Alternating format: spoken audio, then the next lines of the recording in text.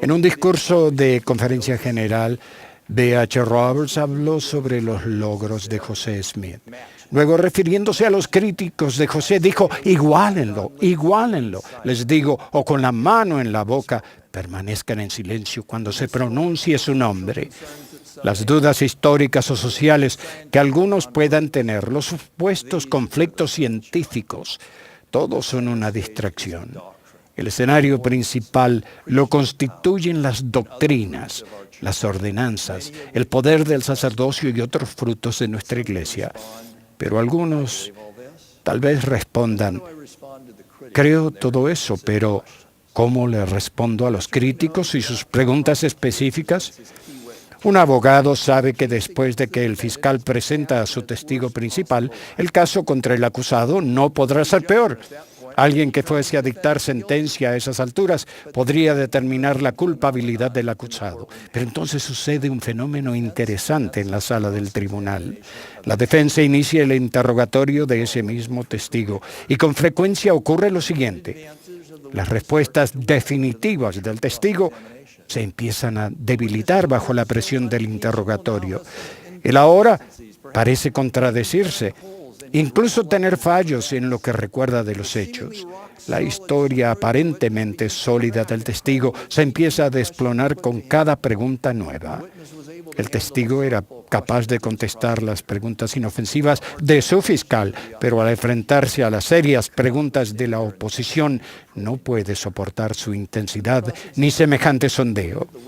Para cuando finaliza el interrogatorio, en gran medida se ha desacreditado al testigo. El observador que previamente estaba preparado para culpar al acusado, ahora ve con ojos diferentes la inocencia total del hombre.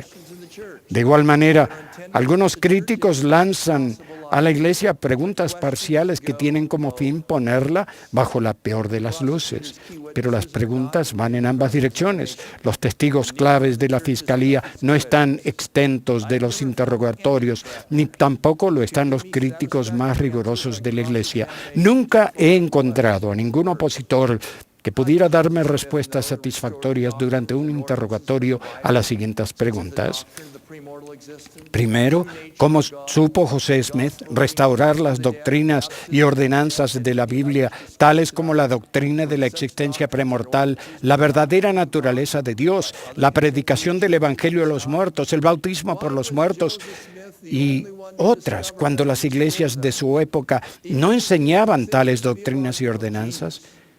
¿Por qué fue José Smith el único en descubrirlas? Aun considerándolo un genio teológico, ¿no hubo otros genios en los 1800 años después del ministerio del Salvador que también pudieron hacerlo? Segundo, si esta iglesia no es la iglesia de Cristo, entonces, ¿por qué tiene los mismos frutos que la iglesia original de Cristo? A saber, milagros y dones del Espíritu, revelación actual de apóstoles y profetas, ángeles y visiones, gente moral, gente que hace obra misional y que se centra intensamente en la familia. ¿No nos dio el Salvador la prueba? Ciertamente, se podrían formular muchas preguntas más en un interrogatorio. Sin embargo, hay ciertas preguntas que superan y trascienden a todas las demás. Básicamente, son el meollo del asunto.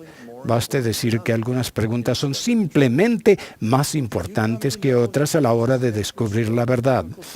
Si llegan a saber que José Smith restauró las enseñanzas y ordenanzas bíblicas mencionadas, si llegan a saber que la Iglesia de Jesucristo de los Santos de los Últimos Días tienen los mismos frutos que la Iglesia original de Cristo, o que el Libro de Mormón es de origen divino, entonces saben que José Smith es un profeta. Y si José Smith es un profeta, entonces es la única iglesia verdadera y viviente sobre la faz de toda la tierra, y todas las demás preguntas resultan mediocres en comparación. Es como la decisión del Tribunal Supremo sobre un tema. Hasta ese punto, todas las decisiones de los tribunales menores para probar lo contrario, todas las preguntas de los críticos, no importa cuán inquisitivas, desconcertantes y divertidas pueden ser, ya no son un factor importante en la ecuación de la verdad. ¿Por qué? Porque ustedes ya han contestado las preguntas clave, que son el pilar fundamental para conocer la verdad.